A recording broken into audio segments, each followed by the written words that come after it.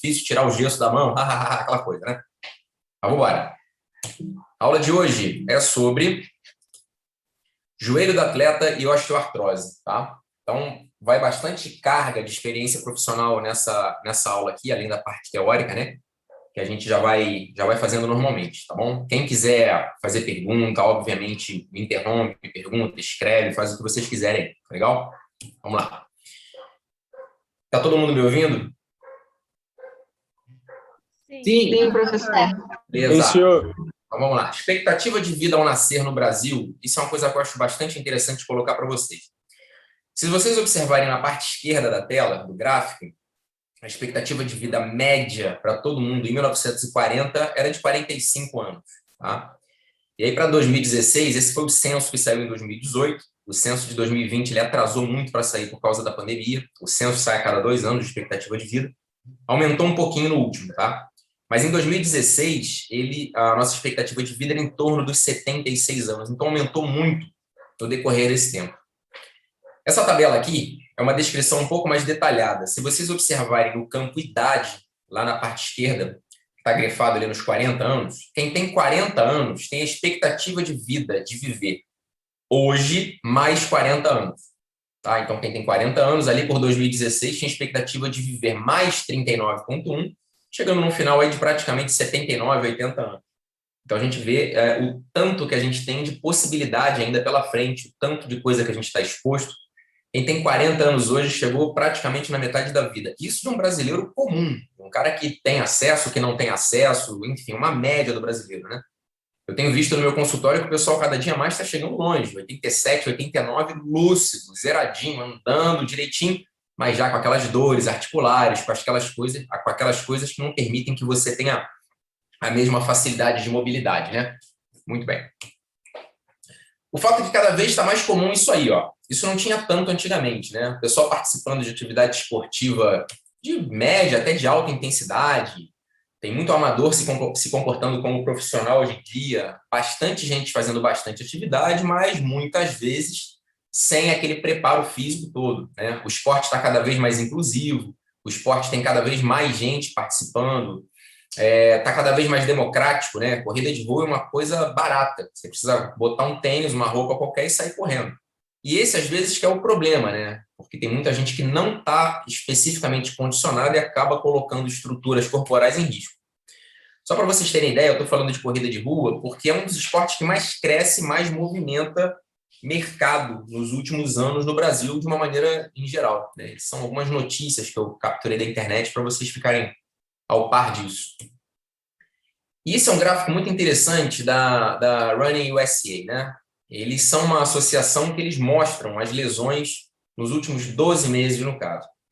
Se vocês observarem na parte esquerda, tá lá, bolhas, 29%, e lesões no joelho, 22%. Então, a gente está liderando esse campo de lesões, né? Então, olha lá, em destaque, 29% bolha, 22% as lesões do joelho, 14% dos quadris, empatado com facete plantar.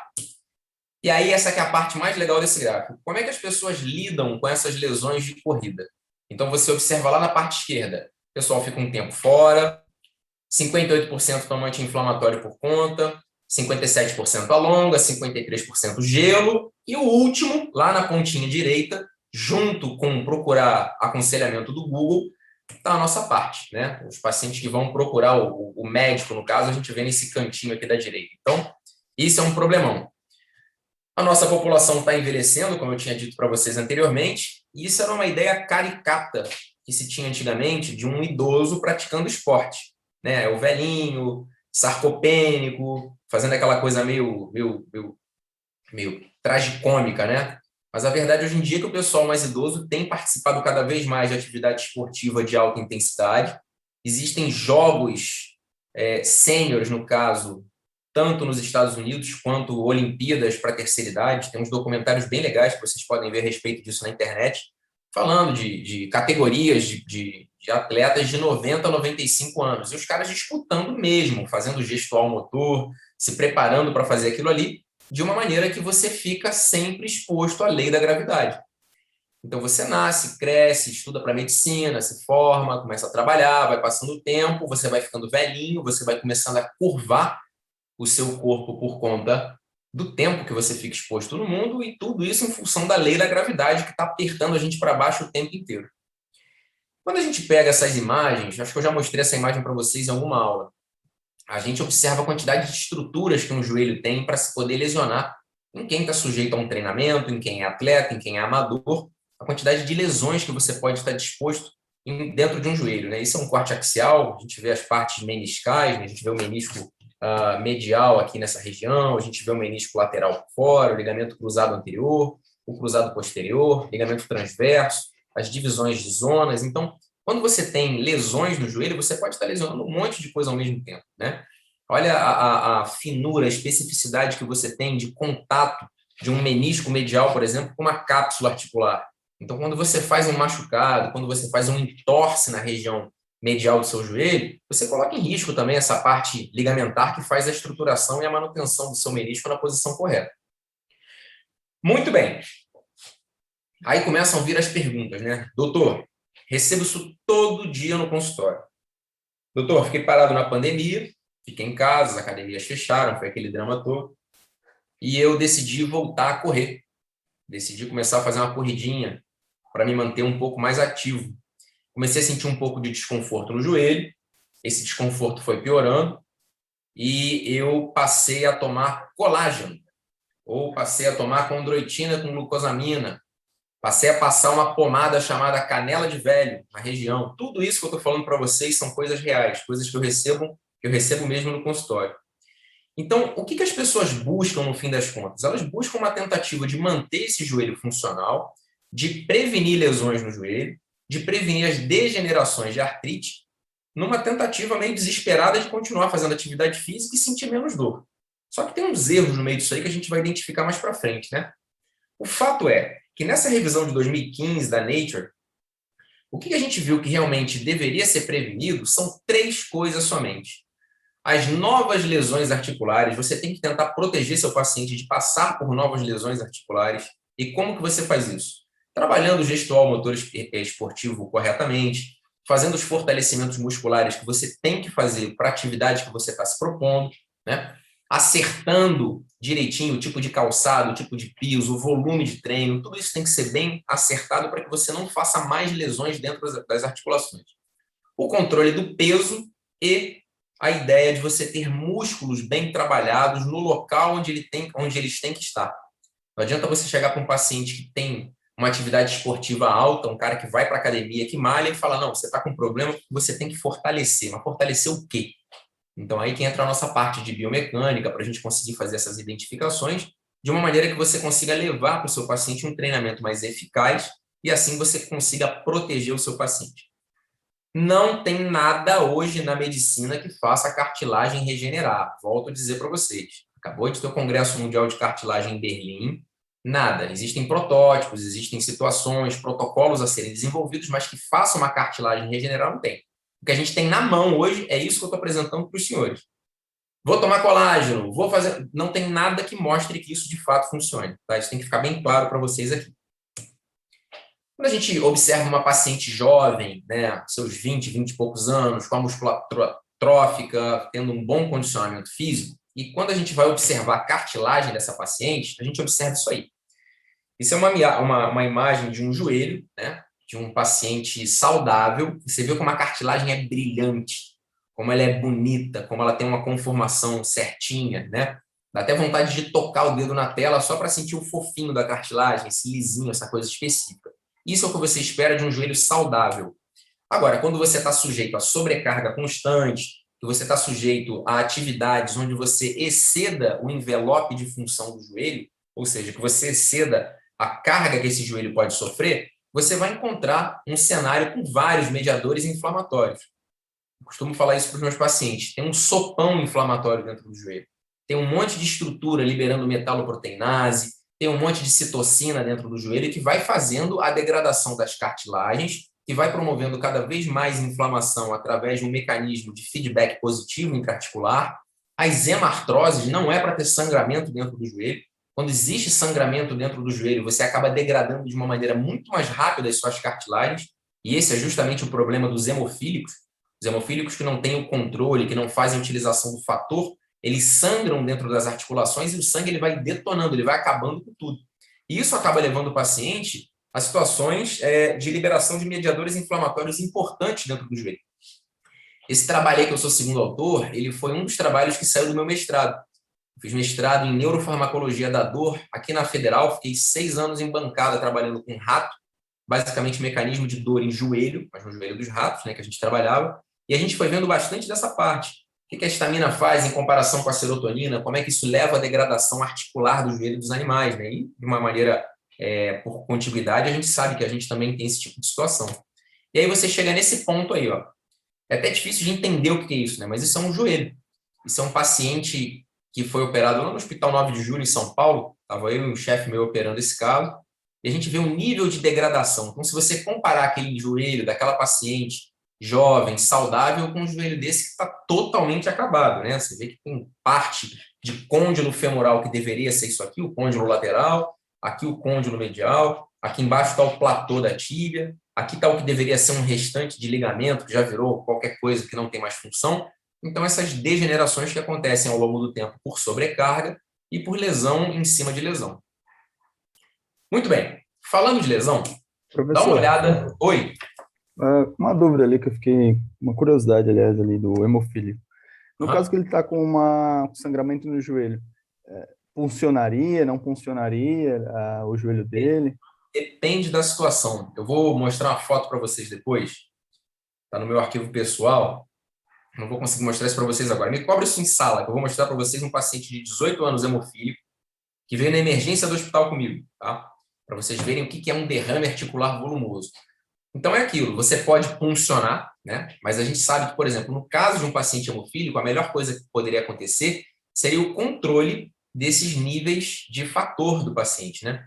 É chato, é desconfortável para alguns pacientes, principalmente para o jovem, ter que ficar aplicando o fator para evitar que ele faça sangramento de repetição. Mas isso seria o tratamento ideal, tá? Você não é obrigado a fazer a punção articular. Punção articular a gente faz para o paciente que tem bloqueio mecânico severo e bastante dor relacionada, mas para aqueles pacientes que têm amplitude de movimento livre e que não tem uma dor severa, você pode proteger essa articulação e aguardar que o próprio organismo reabsorva o sangramento. Eu acredito que o seu questionamento tenha sido em relação a deixar o sangue lá dentro fazendo essa degradação. Não adianta, uma vez que sangrou, que o sangue já teve contato com a cartilagem, ela já começa a degenerar. Certo? Certo? Eu estava pensando numa situação de emergência. Sei lá, o hemofílico foi, bateu o joelho, chegou com o joelho enorme ali no, por exemplo, regional. O que eu faria, assim, como é Você que é? pode, Dependeria da situação, né? exatamente, você pode, caso você opte por fazer a drenagem desse joelho, e aí os critérios para a drenagem seriam esses que eu falei para você agora, né? Limitação de amplitude de movimento severa e dor importante. Você tem que degermar muito bem, não pode ser feito naquela salinha ali de baixo, naquela zona que é ali embaixo. O ideal seria que você levasse o paciente para um ambiente estéril, degerma muito bem, coloca campo, passa o seu clorexidina, faz a antisepsia e a sepsia correta do seu paciente com a colocação de um campo estéreo, luva estéreo, agulha estéreo, seringa estéreo, tudo estéreo. Entra no joelho do paciente, faz a punção e depois um curativo compressivo na tentativa de fazer com que você tenha menos expressão de sangramento, caso haja. Certo, professor, obrigado. Beleza.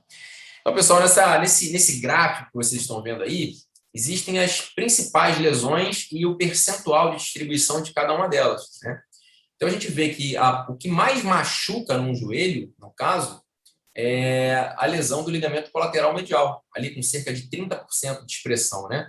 20% cruzado anterior, 18% as lesões meniscais, 24% as lesões da patelofemoral, em 10% as tendinopatias patelares, basicamente em quem faz bastante atividade exigindo o mecanismo extensor do joelho.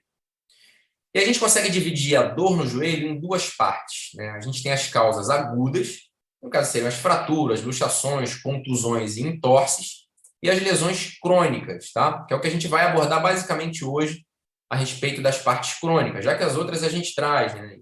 Lesões do membro inferior, tal, vamos falar de parte crônica hoje, mais de ortopedia e menos de traumatologia. Então a gente tem a síndrome patelofemoral, que é o campeão número 1 nas consultas ortopédicas dos pacientes que nos procuram. as tendinites, as lesões osteocondrais, as lesões meniscais e a gonartrose, que é a artrose do joelho. Tá? Então, quando a gente fala de dor no joelho, a gente tem que imaginar esse paciente chegando no nosso consultório e você observando o joelho desse paciente, né? E aí aquela coisa que eu sempre falo, bota a mão no paciente, pergunta para o seu paciente aonde dói, tá? Pede para ele apontar, você consegue localizar aonde dói ou é uma coisa meio espalhada? E muitas vezes eles falam para vocês aonde que dói. Por exemplo, o paciente fala, olha, a dor é central, é uma dor meio anterior, é bem aqui na frente do joelho. Aí a gente tem algumas situações para pensar, né? A gente tem síndrome patelofemoral, que é aquilo que eu falei para vocês, que é o carro-chefe do nosso consultório. Tem as lesões osteocondrais, a famosa condromalácia. Hoje em dia a gente não utiliza mais esse termo, a gente utiliza lesão osteocondral. As bursites e também a artrose, né?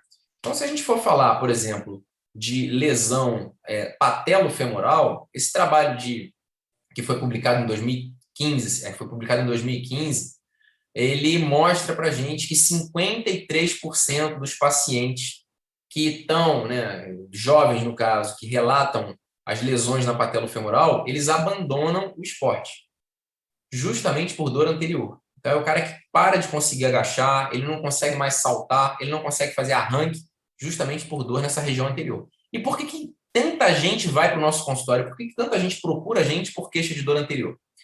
Essa é uma visão lateral de um joelho, tá? Seria, vamos supor, um joelho do lado direito visto na lateral, em vista sagital, né? Se vocês observarem os vetores ali, o M1 e o M2, a gente tem um vetor resultante que seria da pressão da patelofemoral em relação ao fêmur, né? Essa resultante que eu estou mostrando para vocês com o mouse aqui.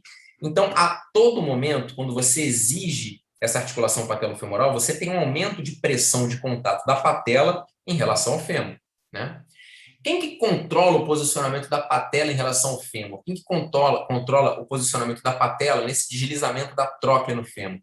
É essa musculatura e os retináculos que estão ao redor. Então, se você tem uma musculatura insuficiente, se você não tem um preparo muscular adequado, a sua patela não vai parar no local exato onde ela tem uma melhor distribuição de carga no seu joelho. Por isso que a gente falava antigamente, tem que fortalecer o vasto medial, porque é ele que puxa a patela para o lugar. Já foi visto que não é bem assim, né? O segredo do joelho, ele não está somente na coxa, ele está na coxa, no quadril, na musculatura do core, né? Isso a gente vai ver mais para frente também. Então, aqui a gente vê um joelho a 5 graus de flexão, ele tem uma força de 601 newtons da patela em comparação nesse vetor relacionado à tróclea. Já um joelho em 90 graus de flexão tem um torque, mais ou menos, tem uma força de 1.286 newtons. Então, quanto mais você vai dobrando o joelho, a pressão patelofemoral ela aumenta, né? Esse é um sistema muito legal que mostra para a gente aonde que a patela está no nosso joelho a cada grau de flexão. Então, a 0 graus, vocês veem que a patela ela não está engajada na tróclea. A 0 graus, a patela está aqui em cima, tá? Ela só vai começar a fazer contato com a tróclea a 30 graus, depois a 60 graus, depois a 90 graus, sendo que além de 90 graus, ou seja, no famoso quebrar o paralelo, né, que ficou famoso recentemente, você tem somente 2 pontos de toque da patela em relação à tróclea. E aqui está a faceta da patela, demonstrando qual parte da patela que toca no fêmur, conforme eu mostrei agora para vocês, certo? Então, vocês observem, quanto mais você aumenta o grau de flexão no agachamento no seu joelho, menor é a área de contato da patela. Logo, pela própria formulação física, a gente pode imaginar que se tem menor área de contato, maior vai ser a pressão de contato dessa patela nessa troca. E aí esses pacientes vêm para a gente com queixa de dor anterior no joelho. Isso é uma ressonância magnética num corte axial, demonstrando ali na seta branca da imagem a lesão de cartilagem. Então, vocês observem que aqui em cima está a parte óssea da patela e aqui está a parte óssea da tróclea do fêmur. Isso cinza que vocês estão vendo aqui, espesso, bonito, é a cartilagem saudável. E essa parte branca, que inclusive faz um edema ósseo na região do vértice da patela, é uma lesão osteocondral, ou seja, pegou tanto a parte óssea quanto a parte cartilaginosa, né? A gente consegue ver essa lesão também em outra ponderação da ressonância magnética. Se nós formos falar da parte de dor no joelho na região superior, acima da patela, a gente poderia pensar nas tendinopatias do quadríceps. Quando a gente fala na parte inferior da patela, Possibilidade de Osgood-Schlatter, né, que é aquela necrose da tuberosidade anterior da tíbia que acontece principalmente em paciente jovem, as osteocondrites dissecantes, as síndromes do joelho do saltador, que eu vou mostrar daqui a pouco, e as instabilidades patelares que também podem levar dor nessa região. Vale a pena também abrir um parênteses para falar para vocês das dores imediatamente abaixo da patela, que seriam nessa região do ápice, né? Muito paciente que exige bastante do joelho em atitudes como agachamento, eles fazem as tendinopatias patelares, que é uma situação crônica, que dói, incomoda, afasta o atleta da sua parte esportiva, de uma maneira que você tem que tentar entender aonde que está o erro, aonde que está a complexidade do movimento motor, da atitude motora desse paciente, que está sobrecarregando essa região especificamente, imediatamente abaixo da patela, nas tendinites patelares, tá? Osgood-Schlatter a gente observa praticamente em meninos ativos que fazem bastante atividade, então a gente tem essa lesão na região da apófise, né? Uma ausência de consolidação da apófise, isso fica bastante doloroso. Antigamente tinha indicação cirúrgica, mas foi visto que a indicação cirúrgica para o Osgood-Schlatter ela é bem ruim. Isso melhora somente quando a fise de crescimento interrompe a sua atividade, ou seja, quando o paciente atinge a maturidade esquelética. Alivia bastante com anti-inflamatório e com repouso, né? Então, você vai chegar o rapazinho lá no seu consultório com os seus 9, 10, 11 anos, se queixando de bastante dor ali quando ele joga muita bola. O que você faz? Você tenta suspender um pouco a atividade esportiva daquele movimento que causa dor. Você pode mandar seu paciente ir nadar, por exemplo, fazer alguma coisa de membro superior para dar uma aliviada, para dar uma acalmada nesse joelho. Anti-inflamatório, gelo, e vida que segue. Quando doer, de novo, a mesma coisa. Isso só vai parar de acontecer quando interromper o crescimento nessa física. Joelho de saltador. Joelho de saltador é uma tendinopatia nesse polo inferior da patela. É aquilo que eu falei para vocês. Palpou ali na região de baixo, vocês vão perceber onde está essa bolinha amarela, nessa imagem que é um corte sagital de um joelho, né? Aqui a gente vê o fêmur, aqui a gente vê a tíbia, aqui está a patela, e essa lesão branca aqui que vocês estão observando é esse foco de tendinopatia no ligamento patelar, tá? Basicamente, nos atletas que fazem atividade de salto, né, salto triplo, salto em distância, pessoal de levantamento de peso olímpico, quem exige bastante a atividade dessa região acaba podendo ficar sujeito a esse tipo de doença, né? Se a gente observar a parte... Uma dúvida rápida. Oi? Na síndrome anterior, é comum confirmar por exames ou só pela clínica a gente já resolve? Olha, pela clínica vai te dar uma boa orientação, Ricardo. Você vai ter uma boa ideia do que está acontecendo. Mas você pode complementar com imagem para você até fazer um segmento a longo prazo, tá? Não é obrigatório. Pela clínica, pela descrição do que o paciente está falando, você pode tentar os tratamentos empíricos, né, com fisioterapia, com a utilização de anti-inflamatório não esteroidal, caso o paciente não tenha nenhuma contraindicação, e também dos fortalecimentos específicos e análise do gestual motor esportivo desse paciente. Você pode tratar ele. Agora, uma imagem não é tão difícil de você conseguir hoje em dia, né? Dependendo do local onde você está, e ela pode te ajudar no fechamento desse diagnóstico. Perfeito. Ok? Beleza. Desculpa. Na face lateral do joelho, a gente tem as possibilidades de síndrome do trato iliotibial. O que é isso? É o trato iliotibial que fica passando justamente em cima do epicôndilo lateral do fêmur. Isso acontece muito em ciclista, tá? É uma dor chata, é uma dor que não para. Ela vai acontecer basicamente dos 0 ao 30 graus de movimento desse paciente. Isso fica roçando, fica incomodando ali. Tem que parar e tratar, tem que alongar o tensor da face lata, tem que alongar a cadeia lateral da coxa, tem que ir para a fisioterapia para poder voltar para as suas atividades esportivas. E as lesões de menisco lateral que também confundem a gente, né?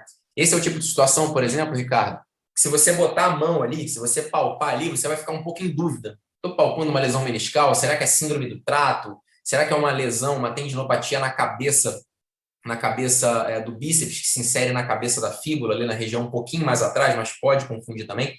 Então, nesses casos, você pode lançar mão de ressonância nuclear magnética ou ultrassonografia, se for uma lesão mais superficial que você desconfie, para poder elucidar um pouco melhor o teu diagnóstico. No caso das lesões mediais, existe a possibilidade... Oi? Ali na imagem anterior, se eu fizesse um teste de Murray ali e desse negativo, o paciente não referisse dor, eu poderia pensar mais numa causa muscular ou não? Eu precisaria confirmar com ultrassom para ver se não é, por exemplo, um ligamento colateral, alguma coisa do tipo? Olha, McMurray, ele é um teste que ele não é 100% específico e sensível, né? Inclusive, ele não é o teste mais sensível para você pegar lesão meniscal. Se você fez o teste e ele veio negativo, você ainda vai ficar, de uma certa maneira, em dúvida daquilo que você está frente ao quadro que o paciente expõe, de acordo com a clínica que ele te mostra, tá? Então, assim, para você não incorrer na possibilidade de estar deixando alguma coisa um pouco mais complexa passar, eu recomendo que, se você tiver em dúvida, peça uma ressonância magnética desse paciente. Porque foi um paciente que eu atendi, que ele veio com aquele quadro bem típico que o professor falou, de começou a correr após a pandemia e relatou, após esforço, muita dor na parte lateral do joelho. Aí foi feita essa manobra no primeiro momento ali para fazer o exame. E, embora ele sentisse dor ao esforço, quando fazia a manobra ele não sentia dor nenhuma. E aí foi passado um ultrassom para ele e eu não vi o que aconteceu, mas eu fiquei com aquilo na cabeça, que ele tinha dor ao esforço, mas o teste dava negativo. Então, está muito mais realmente para a síndrome do trato iliotibial, eu imagino, né? Tem que botar o dedo ali para ver a região que ele sente dor. Se for isso, se você estiver desconfiando muito mais de uma síndrome do trato, a ultrassonografia vai mostrar bem. E é um exame que é mais acessível, mais fácil de ser feito, e muito bem indicado, no caso, para as tentativas de identificação de lesão de parte tendínea, de parte superficial. Então, conduta perfeita, né? O paciente volta depois para você e ele vai trazer o resultado desse exame. Caso ainda permaneça a dúvida, você pode subir um nível e ir para a ressonância magnética, sim. Eu acho que a conduta foi muito bem feita. Tá, valeu, professor, obrigado. Nada. Muito bem. E a parte medial, que a gente estava falando, existe a possibilidade de lesão do menisco medial, a artrose na região de dentro do joelho, né? E também não vamos esquecer das tendinopatias da pata de ganso, né? Que são os 3 músculos que passam nessa face medial da perna, o semitendíneo, grácil,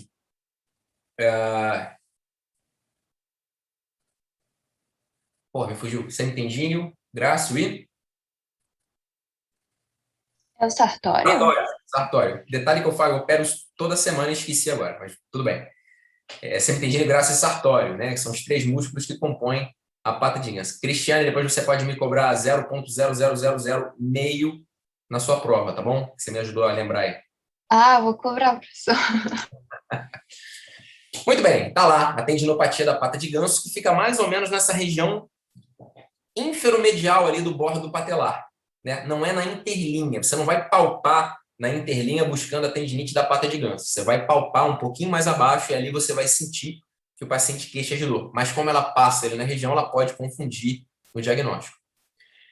Isso que está aí é o que muda o jogo quando você está tentando ganhar mais estabilidade e prevenir lesão do seu paciente com dor, tanto no quadril quanto no joelho. Quando você tem uma estabilização boa da musculatura do núcleo, né, do core, você consegue ter uma transferência de carga mais suave, mais harmônica dos movimentos do seu tronco em direção ao solo, sendo que isso tem que passar obrigatoriamente pelo seu joelho. Tá? Então, isso é uma coisa que vale a pena você insistir com o seu paciente para que ele fortaleça. Quase ninguém hoje em dia faz fortalecimento de core, e core não é só a parte anterior do abdômen, tá? Não é só ficar fazendo pé na barra, não é só ficar fazendo abdominal remador, você tem que trabalhar também os rotadores, você tem que trabalhar a parte posterior, fazendo as elevações, as extensões de tronco para tentar conseguir trabalhar, certo? Vamos para um caso clínico aí. Identificação, feminina de 40 anos, professora, tá? Isso é um caso real, caso meu. Queixa principal é de dor anterior intensa no joelho esquerdo. Era uma paciente um pouquinho acima do peso, tá? Então vão colorindo na cabeça de vocês o quadro. Imagina lá a paciente de 40 anos, professora dando aula para aquele monte de criança pequena, uma professora de nível desses moleques de 5, 6 anos, da idade do meu filho aí, que eu não sei qual é a classe de hoje em dia que se dá na escola, mas esse grupo aí, com bastante dor na região anterior e intensa do joelho, tá? A história da doença atual, o paciente tem dor constante, ou seja, dói parado, dói em pé, dói quando deita, incapacitante, não está mais conseguindo subir dessa escada, não consegue ficar em pé muito tempo. Quando faz uma viagem de carro, por exemplo, de 1 hora, o paciente tem que parar para poder esticar o joelho por causa da pressão que dá. Tem limitação da amplitude de movimento e foi refratário ao tratamento conservador, que foi feito com tentativa de estabilização dessa cadeia muscular anterior com fisioterapia e com medicações, né, anti-inflamatórios e tal, que a gente foi tentando fazer. História mórbida pregressa, sedentarismo e sobrepeso. Conseguiram colorir na cabeça de vocês aí o quadro? Pintaram o quadro? Então guarda isso na cabeça, tá? Essa é a ressonância da paciente, ok? Aquela lesão osteocondral, aquele machucado na cartilagem. E aí eu levei essa paciente para o centro cirúrgico para a gente fazer uma abordagem da lesão de cartilagem. Então, o que vocês estão vendo aí é uma dissecção, no caso, dessa paciente, com uma incisão longitudinal mediana ao joelho esquerdo, e a gente está evertendo a patela. Vocês estão olhando a face articular da patela. Todo mundo entende isso? Eu estou abrindo e virando a patela para fora para olhar como é que está a cartilagem embaixo. E aí, se vocês observarem, vocês vão ver que aqui tem uma cartilagem. A minha setinha está aparecendo aí? Sim, aparece. Sim, professor. Tá, então, aqui a gente está vendo uma cartilagem saudável e aqui tem um buraco na cartilagem. Né? A gente tem exposição óssea. O osso está olhando para a gente aqui embaixo. Então, observem. Aqui tem cartilagem revestindo direitinho e aqui tem esse buracão na parte óssea. Tá? Adianta trocar o pneu? Sim ou não? Não. Não. Se você só trocar o pneu desse carro, vai continuar tendo problema, vai continuar esvaziando. O que você tem que fazer? Você tem que consertar a roda. Você tem que consertar o suporte onde esse pneu está encostado. Levem isso para a vida de vocês. Se você tiver lesão óssea, não adianta você querer consertar somente a cartilagem. Tá? Consertou somente a cartilagem, você vai ter problema de novo, porque a parte óssea de sustentação está danificada. Então, nesse tipo de situação, onde você tem lesão tanto cartilaginosa quanto óssea, você tem que fazer alguma coisa para tratar também a parte óssea que está machucada, certo? Então, olha só, o que a gente tem de alternativa hoje em dia? Isso é uma esquematização onde você observa um joelho, né, com lesões de cartilagem. O que são as membranas que a gente utiliza? A membrana é um tipo de tratamento que a gente faz na tentativa de fazer com que você tenha a possibilidade de recobrir essa lesão de cartilagem que o paciente tem com uma membrana de origem animal, né? Então, você faz um drill, você fura a parte óssea imediatamente abaixo, na tentativa de chamar células pluripotentes dessa camada interna, e você vai revestir esses furos que você fez com uma membrana, que é isso aí, ó. Você costura uma membraninha em cima e reza para que aquilo que está vazando de dentro do osso e está preso entre o osso e a membrana se transforme em um tecido parecido com uma cartilagem, tá? Já tem trabalho mostrando que se você furar demais o osso, você tem a possibilidade de gerar osteófito dentro da lesão, você tem a possibilidade de dificultar ainda a possibilidade de uma segunda abordagem na tentativa de um transplante, por exemplo, mas é o que a gente ainda faz hoje em dia e, de uma certa maneira, tem um resultado satisfatório dentro da realidade do que é permitido fazer no Brasil, certo? Muito bem, então, voltando ao caso da paciente, o que eu fiz? Eu debridei, você retira todos os bordos que não estão viáveis dessa cartilagem e deixa o osso embaixo exposto. Aí a gente faz microperfurações nesse osso, na tentativa de chamar essas células que vão fazer o tratamento tanto do osso, quanto vão permitir o efluxo de células pluripotentes para essa região. A gente mede o tamanho dessa lesão, a gente coloca um template, né? A gente coloca uma medida exata que vai ser certinho aquilo ali que vai tampar essa lesão. O que eu faço? Eu puxo o sangue da parte interna do côndilo femoral na tentativa de chamar um pouco mais as células pluripotentes. E aí eu colo a minha membrana, essa membraninha que é o branquinho que vocês estão vendo, e preencho o intervalo entre o osso e a membrana com essas células pluripotentes que eu puxei dessa camada interna óssea. Tá? A expectativa é que a gente tenha uma reestruturação com um tecido muito parecido com cartilagem. Volto a dizer aos senhores, não há nada que faça a cartilagem regenerar hoje disponível na nossa clínica, principalmente no Brasil, porque existe uma série de regulamentações da Anvisa que proíbem que isso seja feito. Quem está vendendo célula-tronco está fazendo besteira, não está vendendo célula-tronco, está vendendo um sonho. Tive até uma paciente que veio no consultório recentemente comigo e falou, doutor, fui num colega na cidade que ele tirou a minha célula-tronco e quis vender para mim mesmo, sendo que não era. Então, assim, não existe, tá? Fiquem atentos com isso. É o futuro, mas ainda não chegou para a gente aqui. Segundo caso clínico. Masculino de 23 anos, jogador de futebol. Queixa principal, dor medial intensa no joelho direito. História da doença atual, uma dor constante, incapacitante, com limitação na amplitude de movimento e refratária ao tratamento conservador. E esse paciente de história mórbida pregressa, ele tinha um linfoma primário no osso, tá? Esse caso é real também. Esse menino era jogador da base do São Paulo. E isso aconteceu com a gente quando eu estava lá em São Paulo. Foi um caso meio dramático, né? Porque esse menino realmente fez esse linfoma primário. Foi no pronto-socorro algumas vezes com queixa de dor, o pessoal pedia radiografia, não tinha nada, mandava para casa com dipirona, o cara voltava e voltava e voltava e ninguém investigava. Quando foram investigar, realmente tinha esse linfoma. Então, o menino tratou com quimioterapia durante um longo tempo e muito corticoide. O resultado desse muito corticoide é que o paciente evoluiu com uma necrose óssea, ou seja, o osso dele necrosou e a cartilagem afundou.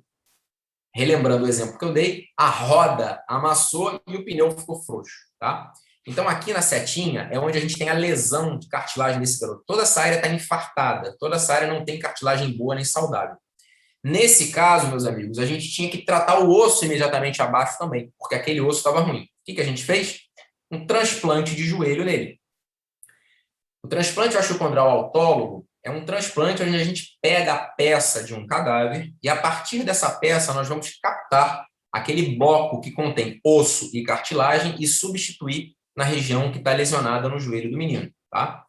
Isso é difícil, de uma certa maneira, de fazer no Brasil, porque a gente não tem a cultura de doação de tecido músculo-esquelético por conta da família, né? E é um tecido que se faz captação mesmo, que se faz transplante, que nem córnea, coração, rim, né? A gente também tem doação de tecido. Mas aqui, na nossa relação latina que a gente tem, muitos dos pacientes não querem que retire parte óssea, porque tem que ser velório com caixão fechado, né? O paciente ele fica mutilado, no caso, para que a gente consiga pegar essas partes. Então, vinha, né, para a gente em São Paulo, do INTO, lá do Rio, né? E era um esquema quase de guerra, né? Eu que ia buscar no aeroporto em Congonhas, a caixa com transplante vem do lado do comandante na aeronave, tinha que assinar um zilhão de documentos. Aí saía de lá com aquilo a gelo seco, né? Vem congelado, saía correndo que nem um louco, pegava o carro, tocava lá para Moema, lá na Vila Clementina, onde fica o Hospital São Paulo, da Escola Paulista de Medicina, que era onde a gente fazia esses transplantes. Então vinha nesse saquinho direitinho, e a gente abria o saquinho e ele vinha assim, né? Nessa solução estéreo aí, a gente deixava aquilo na mesa enquanto a cirurgia estava rolando. O que era feito na cirurgia? Aqui na imagem da esquerda, a gente media com um bloco específico o tamanho do plug ósseo que ia ser retirado, e aí a gente entrava com uma serra milimetrada para ser retirada aquela parte que estava doente. Ao término, ficava assim, ficava com esse buraco, a gente fazia as marcações de norte-sul para a gente poder se guiar como que a gente vai fazer a colocação desse transplante. E aí, olha que beleza de cartilagem do cadáver, né? Vinha essa cartilagem bonita, brilhante.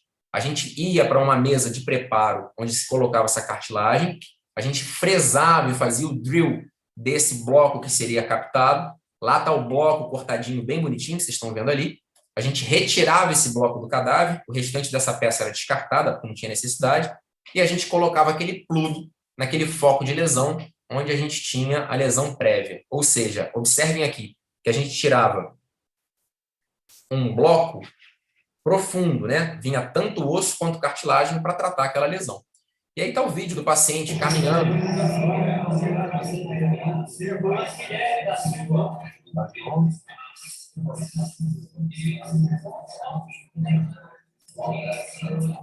Pouco tempo depois dessa cirurgia que a gente tinha feito. Aquele é um ambulatório de joelho lá da Escola Paulista da Unifesp, né? Então, a gente tem alternativas de tratamento que realmente, de fato, vão fazer a cartilagem ser tratada. Você consegue transplantar, ou seja, retira tecido de outra pessoa, um tecido halógeno, né, um halo enxerto, onde a gente vai retirar e captar esse tecido e colocar no joelho do paciente. Ali você está transferindo, de fato, cartilagem, tá? E a gente consegue tratar.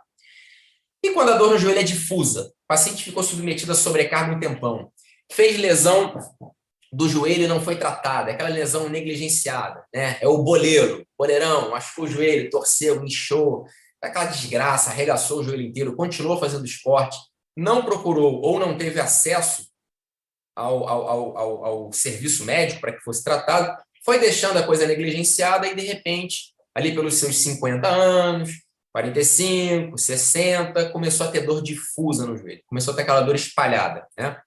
A gente tem que pensar, nesse caso, nas lesões bimeniscais e também na gonartrose, né, que seria a artrose do joelho. Então, quando você chega num ponto desse de tratar a artrose do joelho, você tem que pensar sempre numa escadinha de tratamento.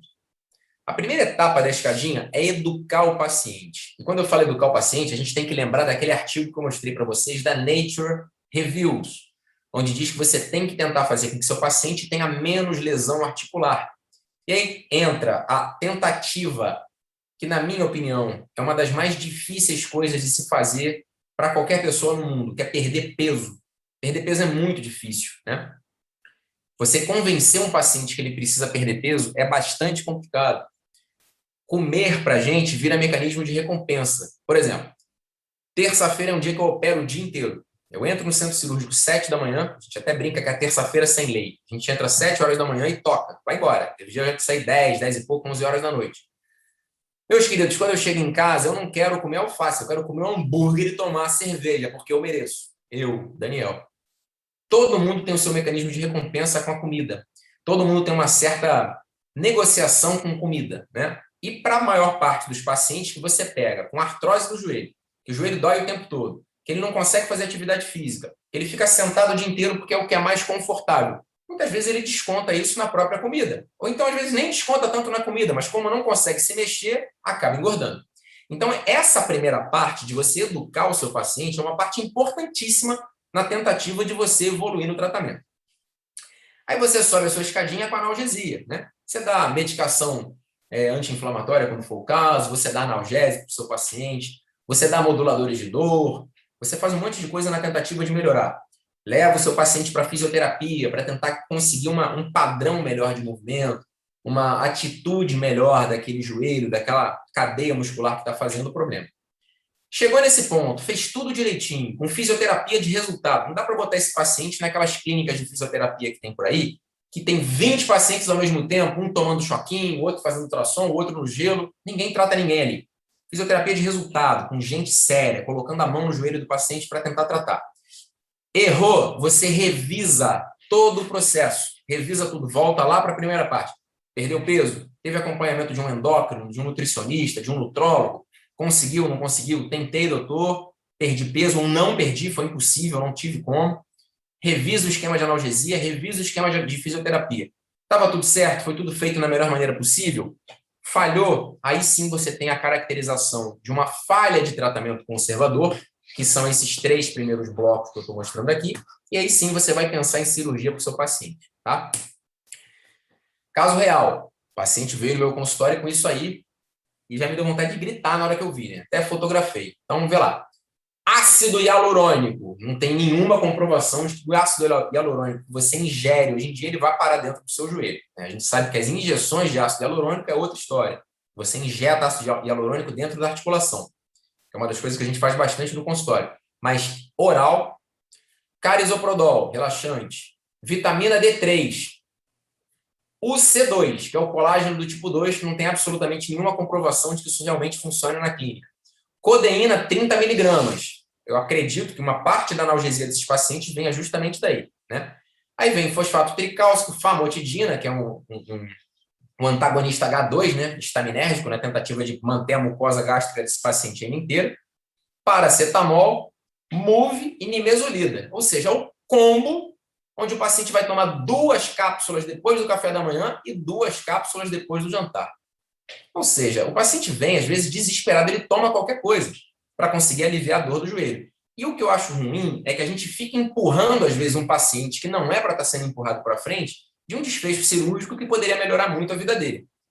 O paciente veio no meu consultório e falou: doutor, posso passar isso aí no meu joelho? Eu falei: deixa eu ler as instruções. Aí, meu irmão, eu falei: não sei. Escrito, sei lá, em que língua é essa, se é chinês, japonês, sei lá que diabo é isso. Eu falei: não sei se dá para passar, mas o paciente passa, ele esfrega aquele treco ali no joelho na tentativa de conseguir melhorar. Obviamente, isso aí não compõe uma escada de tratamento conservador adequada, né? Você não sabe o que está sendo feito para o seu paciente.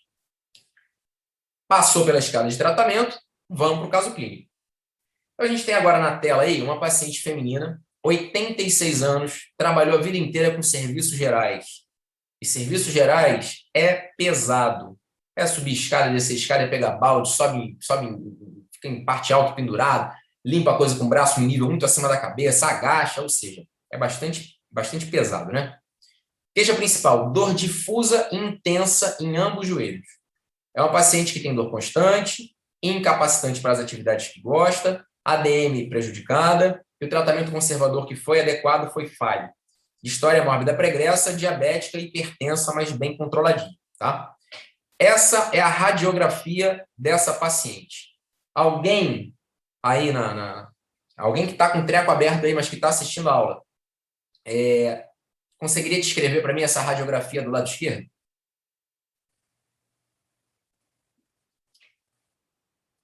Muito bem, então, fala aí. Quem fala? Perda de espaço articular? Ótimo. João Pedro, né? Isso. Muito bem. Perda de espaço articular em qual parte? Medial ou lateral? Medial? Boa. Então, na parte medial, a gente tem um contato de osso com osso, né? Isso é uma artrose já num grau bastante avançado. Você vê que tem osteófitos sendo formados aqui no bordo medial. Você vê que já tem osteófito lateral. Você tem uma esclerose óssea importante. Você tem cisto aqui na região imediatamente abaixo da linha articular. Quando você observa o perfil, João Pedro, o que você vê? Você vê um osteófito enorme aqui na região posterior. Isso aqui não era para ter aqui. Um osteófito grande tibial aqui atrás. Você vê formação óssea. Você vê que o contato da patela com a tróclea é uma desgraça, né? É praticamente osso raspando em osso o tempo todo. E aí a gente vê uma radiografia axial, né, do joelho, mostrando o que deveria ser esse trekking entre a patela e a tróclea. Então, você vê aqui formação de osteófito na tróclea, tá uma bagunça esse joelho, né? Essa é a paciente, eu filmei a paciente minutos antes de operar. Então, vocês vão ver a paciente caminhando, tá? Antes de entrar em sala, e observem a flambagem do joelho direito dela, como é que flamba. O joelho esquerdo dela já foi operado, já tem uma prótese no joelho esquerdo. Olha aí. Olha como flamba. Pã, pã. Conseguiram ver a marcha, como é limitada? O paciente tem dificuldade de andar, ele anda travado, tá? Então, o que a gente fez? Levamos a paciente para o bloco cirúrgico. Essa é a amplitude de movimento que essa paciente tinha antes de eu operar. Tá? Então, você vê que está basicamente aí em 100, 110 de amplitude de movimento. Está travado esse joelho. E essa é a amplitude máxima de extensão. Tá? Tem um déficit aí de mais ou menos uns 15 graus para conseguir estender totalmente. Nesse tipo de situação que houve falha no tratamento conservador, num paciente que tem artrose avançada do joelho, com dor e limitação funcional, a gente vai para a prótese. Tá? O que é a prótese do joelho? Dá uma olhada nesse vídeo aí. Total knee replacement. This procedure restores function to a severely damaged knee. Most commonly, it is used to repair a knee that has been damaged by arthritis. During the procedure, the surgeon replaces the damaged portions of the knee with artificial parts. These parts consist of a metal femoral component, a metal tibial component, and a plastic spacer. A small plastic patellar component may also be used. In preparation for the procedure, anesthesia is administered and the patient is positioned. The surgeon makes an incision in the front of the knee. The surgeon gently moves the kneecap out of the way to expose the joint. The surgeon carefully trims away the damaged ends of the femur and the tibia. The surgeon removes cartilage and a small amount of underlying bone, reshaping the bones to provide a stable platform for the artificial components. After the bones have been prepared, the surgeon may apply bone cement to stabilize these components. The surgeon inserts the metal femoral and tibial components. The surgeon secures a plastic spacer onto the tibial component. The spacer will allow the femoral component to glide smoothly and naturally as the knee is used. In addition to repairing the femur and tibia, the surgeon may also choose to resurface the kneecap. If so, the surgeon will carefully trim away the back of the kneecap and replace it with a small plastic cap.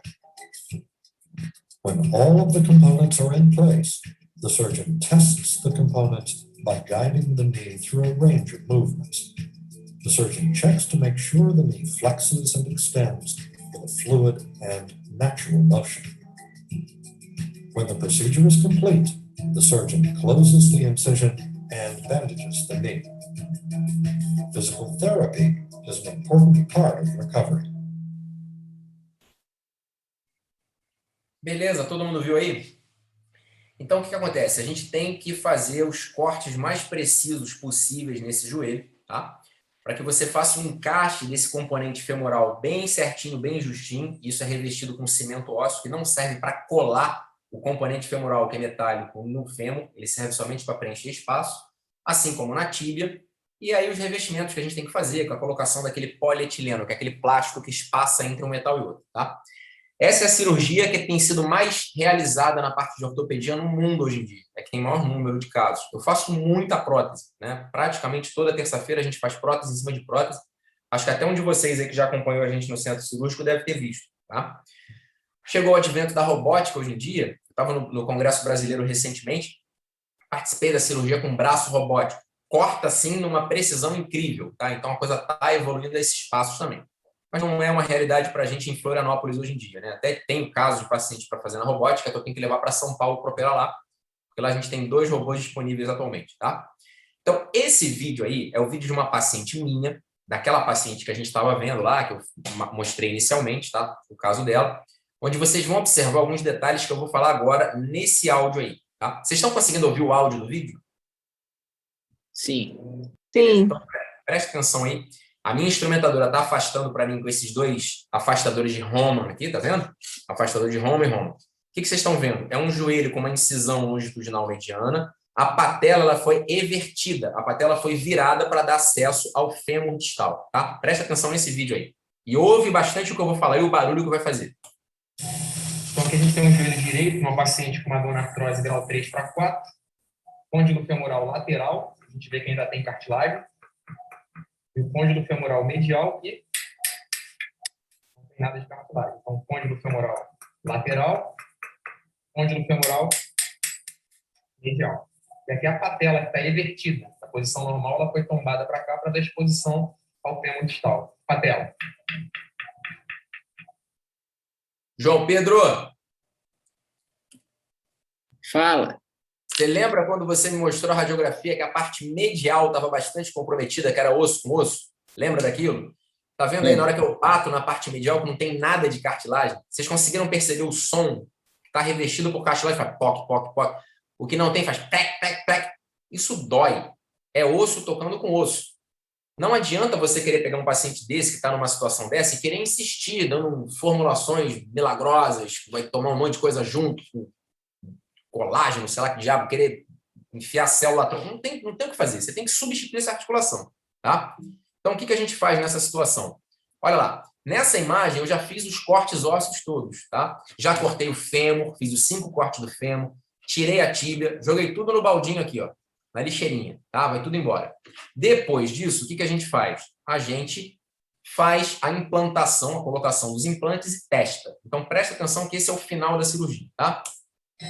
Então, aqui a prótese está finalizada, a gente tem a incisão, esse acesso anterior ao joelho, a patela. Revertendo a patela, a gente já observa que a prótese está colocada, componente femoral, polietileno e componente tibial. Fletindo, dá para ter uma ideia melhor de como é que fica.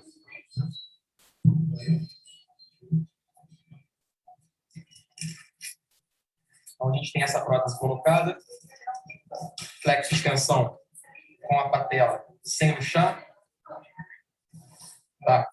Estável medial e estável lateral. Inflexão 90 graus, também estável. A gente conseguiu obter a extensão total. Se quiser filmar aqui, ó.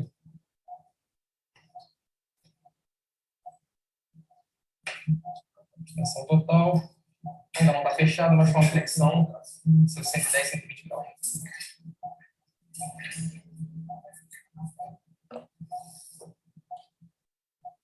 Beleza? Alguém manda o SAMU para casa de quem desmaiou na hora que escorreu o sangue ali. É uma cirurgia que ela é demorada, é um matrimônio, eu brinco, falo muito para os meus pacientes, né? Que é um matrimônio. Na hora que eu termino essa cirurgia, eu coloco uma aliança no meu dedo, uma aliança no dedo do paciente, a gente joga arroz estéreo para o alto, né? E a gente casou, porque eu vou ficar vendo essa paciente todo ano até um dos dois morrer primeiro, ou eu ou a paciente, né? Então é uma coisa que demanda um certo desgaste emocional, tanto do paciente, quanto da família, quanto do cirurgião, porque depende muito da boa vontade do paciente em querer melhorar, né? Porque é uma cirurgia que ela é extensa, uma cirurgia que dói no pós-operatório, mas os resultados são excepcionalmente bons quando são bem indicados, tá?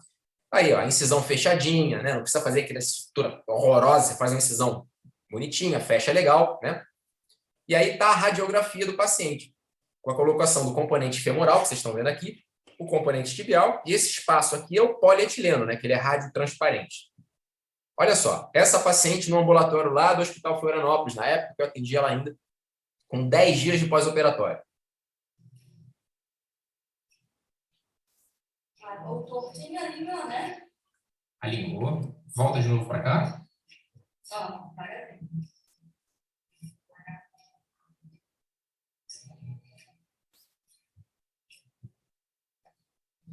Tem 10 dias de operado, né? 11, né? Isso, 11. Volta de novo para lá. Mais uma vez. A senhora está satisfeita, dona Madalena? Aquela dor que a senhora sentia antes da cirurgia, melhorou?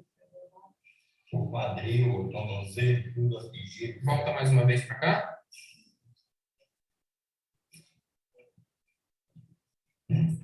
Tá ótimo. Vocês notaram que aquela flambagem que tinha lá acabou? Não existe mais flambagem? Óbvio, né? Você olha o joelho está inflamado, com 10 dias de um atropelamento controlado, né? Passou um carro em cima da mulher de uma maneira controlada, dói. Mas o relato ele é imediato, o paciente ele já sente um alívio, porque aquela situação de osso pegando com osso praticamente acaba, tá? Olha, é a mesma paciente com 6 meses de pós-operatório. Já pode correr? Vai lá na porta de novo. Ótimo. Olha a carinha dela. O professor, Ótimo. Oi. como é que é feita a estabilização anterior e posterior desse joelho transplantado quando não tem menisco? Excelente pergunta. Excelente pergunta. Excelente pergunta. Você tem alguns métodos de fazer estabilização anteroposterior, né? Quando você faz essa cirurgia, você percebeu que você retira a parte ligamentar, tanto o cruzado anterior, às vezes se retira o cruzado posterior, dependendo do tipo de modelo de prótese que você utiliza, mas os meniscos vão embora. Então, para você fazer essa estabilização, a própria prótese tem um desenho de um poli que ele vai fazer um contato, evitando com que ela anteriorize, tá? Ou o próprio polietileno, que é aquele plástico, ele tem um formato ultracongruente, ele tem uma congruência maior que faz essa estabilização, tá? Mas perfeito questionamento. Se tivessem sido perdidos os ligamentos colateral medial e colateral lateral, aí você tem que usar próteses que têm mais estabilização nesse plano coronal, tá bom? Mas é basicamente pelo desenho da prótese que a gente faz essa estabilização. E fica estável, tá? Fica bem bom. Equilíbrio e qualidade de vida. Oi. Oi, eu queria fazer 2 perguntas. Pode falar. A primeira com relação a paciente. Um paciente que tem osteoporose, pode ser feito esse tipo de cirurgia? Não só pode, como deve. Não tem problema nenhum em relação a isso. Certo. Tá. A outra eu esqueci, daqui a pouco eu lembro. Carioca é uma desgraça, né? Carioca, eu compadeço. Então, equilíbrio e qualidade de vida após artroplastia total de joelho. É um grupo, um colega nosso, Daniel Araújo Fernandes, que opera lá na SOS Cardio também, uma turma aqui da cidade que escreveu esse artigo, publicou na RBO, né? Mostrando que melhora bastante a questão do equilíbrio e qualidade de vida depois da prótese. E o que eu quero que vocês levem de informação é que se a gente voltar para aquela tabela inicial lá, uns 80 anos ou mais, os pacientes em 2016 têm uma expectativa de vida de 10 anos.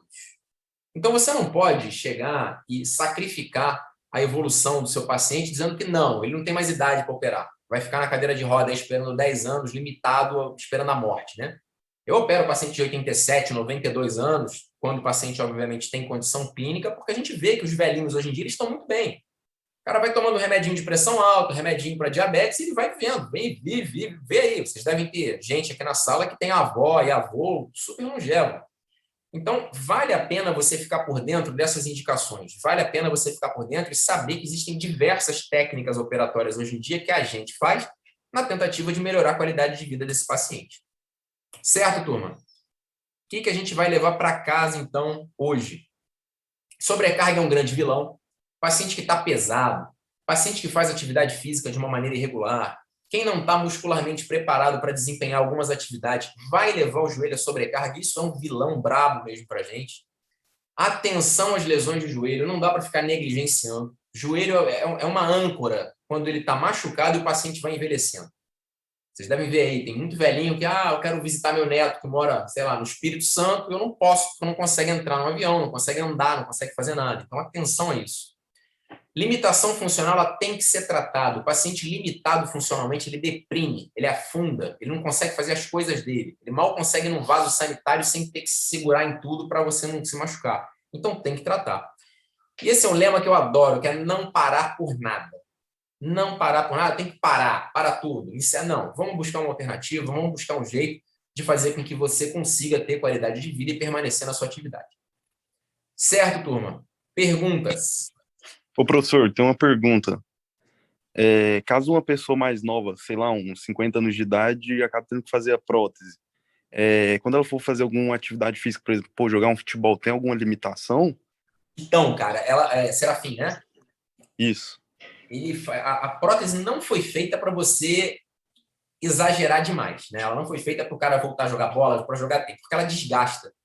A prótese, quando você usa uma prótese boa, eu uso prótese americana ou alemã, tá? Por quê? Porque eu não gosto de prótese? Não. É porque a prótese nacional ela não tem tempo de segmento suficiente para a gente saber quanto tempo ela dura. Ela é mais recente. Essas próteses alemãs, prótese americana, as francesas são um lixo, né? As outras são boas. A gente tem uma expectativa de sobrevida delas de 20 a 25 anos. Isso num paciente que caminha, que vai no mercadinho, né? Que de vez em quando vai num bailão ali, mas segura a onda. Agora, tem paciente meu que colocou a prótese e o cara está jogando tênis, está jogando futebol. Foi feita para isso? Não. Vai desgastar antes do tempo? Com certeza. Tá? Mas não existe uma limitação hoje em dia em relação a isso. Inclusive, tem mesa em congresso hoje em dia que fala disso. Né? O paciente que volta para a prática esportiva de alto nível depois da colocação de uma prótese. Certo, Serafim? Perguntas? Professor, a pergunta que eu ia fazer era justamente essa. O que desgasta é o polietileno? O polietileno começa desgastando. Dependendo do tipo de sobrecarga que você faz, a prótese, a coaptação da prótese pode fazer as solturas, né? Ela pode soltar do osso. Você vai tendo desgaste ao longo do tempo. As partículas de polietileno soltas dentro do joelho, elas vão levando à corrosão do metal. Então, existem diversos estudos que se fazem hoje em dia, inclusive o principal laboratório da América Latina para análise biomecânica de desgaste de prótese fica na UFSC, fica aqui pertinho, né? O meu sócio, que é o Adair Dervig, é um dos caras que trabalha nesse laboratório vendo desgaste de material. Tá? Então, a gente vê basicamente essas situações aí. Deixa eu ler aqui as perguntas aqui dos ouvintes. Vamos lá. Daniele Costa, kkkkkkkkkk. Júlia Bandeira, sim. Maria Fernanda, mais 0,0000006 para você, que respondeu o Sartório aqui. O Ricardo, neste caso de transplante ósseo, as questões de compatibilidade, excelente. Porra, essa turma é a melhor turma que eu já peguei. Eu peguei duas, no caso, a de vocês é a melhor. Nesse caso do transplante ósseo, as questões de compatibilidade, rejeição e protocolos medicamentosos para evitar rejeição são semelhantes ao que ocorre? Não. Ricardo, é o seguinte. A cartilagem, ela tem um potencial de imunogenicidade muito pequeno, tá? Porque ela não tem vascularização, não tem vaso, não tem sangue rodando ali. E o bloco ósseo que a gente pega é mínimo, é cerca de 7, 8, no máximo 10 milímetros. E eles passam por processos de lavagem, fica 28 dias no congelador, passam uma série de estruturas que vai fazer praticamente não existir nenhum tipo de potencial de imunogenicidade. Então, a chance de rejeição ela é mínima, tá? E a gente não utiliza nenhum protocolo hoje específico para que não haja rejeição à semelhança dos demais órgãos. Excelente pergunta. Nesse caso, Isabela Long, nesse caso, o transplante osteocondral também funcionaria? Qual caso, Isabela? Fiquei na dúvida quando faço. Perfeito. Quando é que você faz o transplante? Quando é que você faz uma prótese? Muito bem. Eu vi aqui o último caso. A prótese, ela fica reservada para as artroses tricompartimentais terminais. É aquela coisa que o joelho está uma bagunça. Se você transplantar um bloco de cartilagem num joelho que está com um ambiente ruim, esse bloco também vai ficar ruim. Teve uma sessão, foi no ICRS, no Congresso Mundial de Cartilagem, foi de Vancouver. Estava lá com uma turma lá que a gente sempre viaja junto para congresso e tal. E nesses congressos, eles têm os crossfires. É o que falta no Congresso brasileiro. O crossfire em congresso, você praticamente coloca 2 palestrantes muito bons com ideias opostas para sair na porrada lá na frente. É maravilhoso. É de levar pipoca para a sala e ficar vendo. Então, teve um crossfire entre dois cirurgiões, a Elisaveta Kohn, que é uma mulher que está lá na Itália, e o Tom Minas, que é um cara que está na Rush de Chicago. Um defendendo a utilização de célula-tronco e outro não defendendo. Então, o que ela falou foi uma coisa muito legal no final, que serve aqui para esse caso também. Quando você não tem um ambiente favorável, não adianta você colocar uma célula super viável, porque essa célula também vai lesionar. O que você tem é que trazer um ambiente favorável primeiro para que você coloque aquela célula e ela sobreviva. E foi bem naquela época ali que estava tendo aquele monte de refugiado na Europa, e a mulher usou esse exemplo de refugiado na Europa, aí deu um maior rolo, uma galera da Europa começou a xingar a mulher. Meu irmão, foi maravilhoso. E a gente só aqui na pipoca, né? Briguem, brasileiro, né? Só fazendo meme. Mas foi bem legal. Então, respondendo a sua pergunta, não.